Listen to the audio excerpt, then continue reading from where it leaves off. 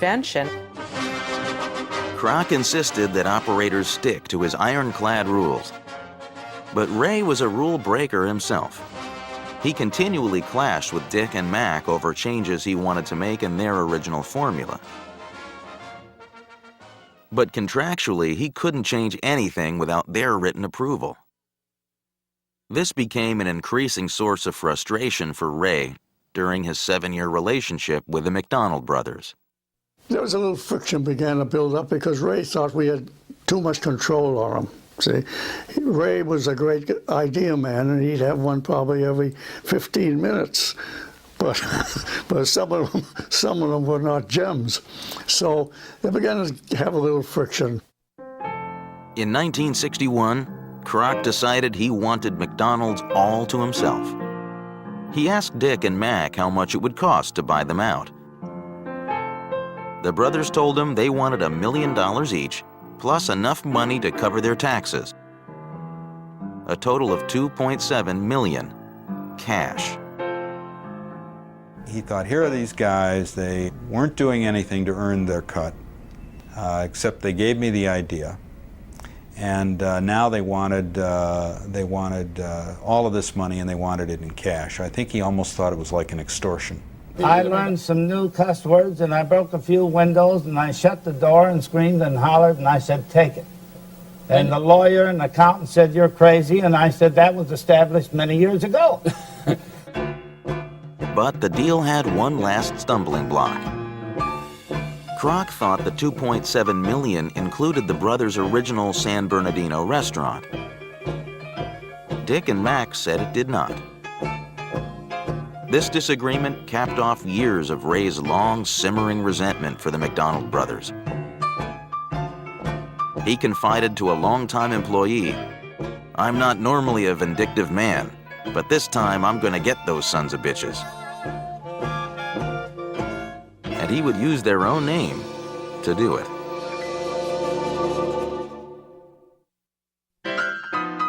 In December of 1961, Ray Kroc bought the rights to the McDonald brothers formula for $2.7 million. Without the rights to their own name, Dick and Mac were forced to take down the sign above their San Bernardino restaurant and rename it the Big M. Fueled by years of frustration and anger, Kroc opened a brand new McDonald's 1 block away and drove the Big M out of business. Kroc could be very vindictive, and he was proud of it. He considered that kind of the mark of a good salesman, that you have to be that forceful and aggressive, vindictive person. So he didn't consider that a personal flaw at all. With Dick and Mac out of the way, Kroc set out to put his own stamp on McDonald's menu. He fancied himself a visionary when it came to developing new products, but it was never his strongest suit. I remember one time he tried to put in McDonald's a little pastry called a kolachki, which was very popular in Chicago. He thought, gee, I love kolachkis. The rest of the country must love kolachkis. So he tried to put those in McDonald's, and it failed. But Kroc's most memorable flop was a sandwich developed after Cincinnati's Catholic population clamored for a meatless sandwich they could eat on Fridays. In response, he introduced the hula burger. I said, well, we'll take a slice of pineapple, and incidentally, this is a great sandwich at home. Fix it up. You grill it in butter and put a slice of cheddar cheese on top, one on the bottom, and put it on toasted bun or bread. And they call it a hula burger. And they said, I like the hula, but where's the burger? He thinks he has this great idea that he has his pulse on American Appetite. He doesn't. He has his pulse on the American Pocketbook, but he doesn't quite get the stomach down. So he learned very early on just to leave that to the franchisees. Kroc's Cincinnati franchisees solved the meatless sandwich problem by developing the Filet-O-Fish. McDonald's now sells over 50 million pounds of fish per year. Jim Delegati in Pittsburgh developed the Big Mac, which went on to become McDonald's flagship sandwich. And Herb Peterson in Santa Barbara showed Ray a product that got McDonald's into the breakfast business, It was all prepared for him, and we prepared some Eggs McMuffin for him, and he ate 2 of them. And he said, "This is great, we should do it tomorrow." Thanks to the Egg McMuffin, breakfast now accounts for more than 20% of McDonald's U.S. sales. Ray didn't care who got the credit, as long as the idea helped McDonald's. This was especially true when it came to advertising. Even though Ray was a super salesman, he knew it was best to leave the job of public pitchman to someone else. Kroc was many things. He was brazen, he was arrogant, he was very determined, very dedicated, but he wasn't endearing. He wasn't this nice, warm father figure, grandfather figure that would pull in the families. McDonald's understood that when it came to feeding families, kids had the loudest voice. In 1963, franchisees in Washington, D.C. hired the man who had played Bozo on local TV to develop a clown character exclusively for McDonald's. At first, they called him Donald McDonald. Willard Scott, who was then very thin, by the way, Willard Scott was the first then Donald McDonald. And he had a McDonald cup for a nose, and he had a 4-hole carry-out tray for a hat, and he was dressed as a clown character in McDonald colors. Here I am, kid. Hey, isn't watching TV fun? Especially when you got delicious McDonald's hamburgers. The clown, soon renamed Ronald, was an instant hit with kids in the Washington, D.C. area.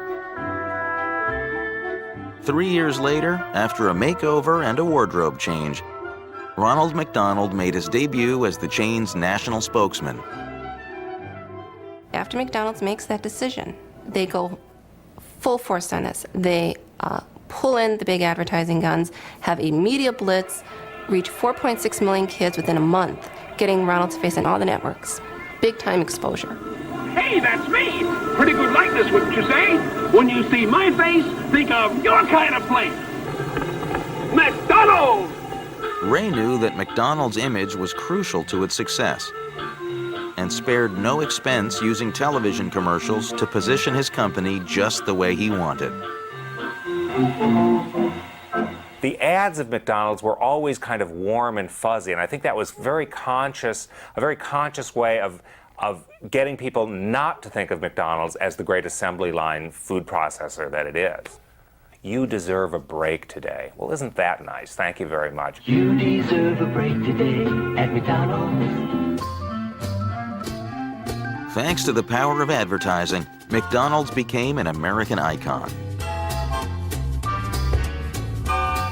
And it made sure everyone knew its formula.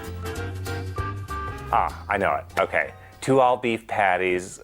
2 all-beef patties, special sauce, lettuce, cheese, pickles, onions, and a sesame seed bun. Okay, 2 all-beef patties. Special sauce, lettuce. 2 all-beef patties, special sauce, lettuce, cheese, pickles, onions, and a sesame seed bun. 2 all-beef patties, special sauce, and cheese. That doesn't rhyme. 2 all-beef patties, special sauce, lettuce, cheese, pickles, onions, and a sesame seed bun. By 1965, Kroc had opened close to 700 restaurants in 44 states. In April of that year, McDonald's became the first fast food company ever to go public. Stock was issued at $22.50 a share. Within weeks, it climbed to $49 a share, making Ray Kroc an instant multimillionaire. There was a lot of excitement at the offices because, no one was that sophisticated about the stock market, including Ray. Everybody would kid him when the stock did well, when it would go up some points, and somebody said, "Ray, you made $1 million today." And he used to laugh about it because he couldn't really conceive of anything of that nature. 3 years later at a McDonald's convention, Kroc gave an after-dinner speech telling his guests he had achieved everything he ever wanted in life, except for one thing. For once, Kroc was not talking business. He was sending a message to the woman sitting next to him. The piano player from Minnesota, whose husband was now a McDonald's operator, Joan Smith. After dinner, Kroc invited a select few guests, including Joan, up to his hotel room. I was there in the suite. He brought in a grand piano so they could play the piano, and man, he was working. He wanted to get together. Oh yes. This time, Ray was triumphant. Within a year, he and Joan divorced their spouses, and on March 8, 1969, they were married. By the time Ray turned 70, he had everything he wanted in life. His business was more successful than he ever could have imagined. And he was happily married to Joan. But Ray couldn't sit still. Before long, America's king of the hamburger business set out to hit a home run in a whole new ballgame.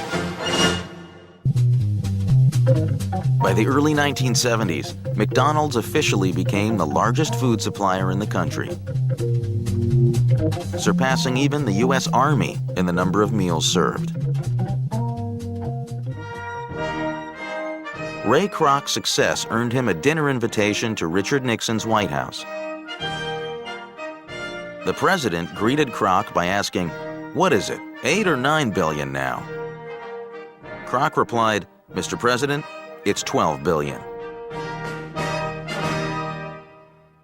Such phenomenal success put Kroc in company with the world's richest men.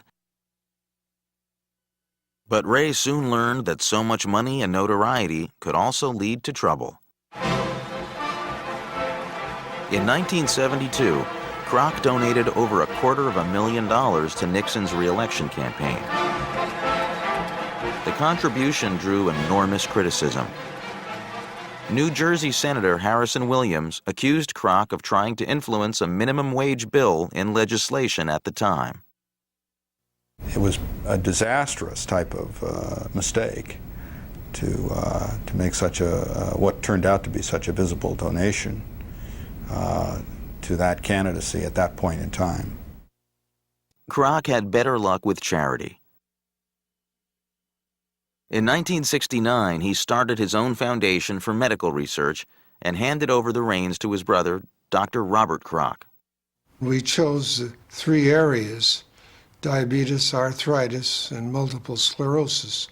The first 2 Ray had, and our sister Lorraine had been diagnosed with MS. And of course, I couldn't resist the opportunity to give someone else's money away for research. Now in his 70s, Ray began to enjoy the spoils of his riches. He used his money to fulfill his lifelong dream of owning a baseball team. For years, he had tried to buy his favorite childhood team, the Chicago Cubs, but their owner, Bill Wrigley, wouldn't sell. Finally, in 1974, Ray bought the struggling San Diego Padres, who were about to be moved to Washington, D.C. Buzzy Babese, who was then the president of the San Diego Padres, got a call from Kroc's attorney. And he said, "I have a man who wants to buy your ball club." And he said, "Well, how many in his group?" "Just one." He said, "How's he going to pay for it?" "Cash." And he's the guy that really was the savior of baseball in San Diego. And nobody knew who he was. We didn't know this was the man who created McDonald's. Here he comes in, little guy, kind of a feisty guy. And he said, "Well, first thing we're going to do is we're going to win around here." Kroc brought his trademark enthusiasm to the game of baseball. But at the Padres' 1974 home opener, he got a little too enthusiastic. We were behind another 8-0 or something in the 3rd inning, and Ray marched down to the PA, and he got on the microphone and apologized to the fans. "This is the worst team I've ever seen in my life. I want to apologize to you people. I promise we're going to win one of these days, and I think these people are awful on the field, and it'll never happen again." And he went on and on. He gets up there, PA in hand, and berates those players like he was berating a crew worker. And the players are dumbfounded. Management at the Padres is dumbfounded. Kroc's friends are rolling their eyes like, "Oh, there goes Ray Kroc." And it was classic Kroc. I have been schooled in serving the public. And if they come into my ballpark, I don't own the ballpark, see my ball club, I want them to get value. And that's what I want them to get in McDonald's. And as long as I can give them value, I'm going to have them coming in. When I can't give them value, I'm going to have to berate somebody. After that outburst, the fans loved him for it, for being just a normal person, but with $1 billion in his pocket. Ray garnered more attention for his exploits with the Padres than he ever did with McDonald's. He tried desperately to turn the team around with little success. The Padres had only one winning season over the next 6 years. Kroc was frustrated and beginning to feel the effects of age. In his late 70s, Kroc scaled back his day-to-day involvement with the club, but still remained a favorite with the San Diego fans. On October 2nd, 1982, the Padres threw their owner a glorious 80th birthday party. It was Ray's day. And at the beginning of the game, Ray drove around the entire stadium in an open convertible car, waving to everybody and loving every minute of it. It was really fantastic. It was one of Ray's last shining moments. A year later, he suffered a series of debilitating strokes that would eventually confine him to the hospital. On January 14, 1984, Ray Kroc died of heart failure. He was 81. Ray left behind a fortune estimated at more than $500 million. 10 months later, McDonald's sold its 50 billionth burger. His widow, Joan, inherited the Padres and carried on the Kroc baseball tradition. During the 1984 season, the team wore Ray's initials on their sleeves, and they went on to win the National League pennant. Joan Kroc, the owner of the San Diego Padres. Joan celebrated with the team after the momentous victory. It is the happiest moment of my life, and I dedicate this happy moment of my life to Ray. May he rest in peace and be forever and ever happy. We love him. Today, McDonald's success continues with no end in sight. The numbers are staggering. McDonald's has opened over 25,000 units. 1 of every 8 Americans has worked for McDonald's. And according to a recent survey, the Golden Arches are now more recognizable around the world than the Christian cross. McDonald's has truly reached epic proportions. All of it accomplished through the vision of Ray Kroc. He is a giant in the food industry, equaling anything that anybody did anywhere else. Henry Ford, you can talk about him. You talk about the Wright brothers, the airplane business. This guy dominates what he got into. I don't think the McDonald brothers ever dreamt of anything like this. I think they had a very good concept, and you have to tip your hat to them for that. But I think it was Ray's vision that really made McDonald's go. Here you take this kid from not a wealthy background, a son of an immigrant, very much through pluck and luck, creates this multi-million-dollar corporation that's known worldwide. So by the standards of American capitalism, he's about as successful as you get.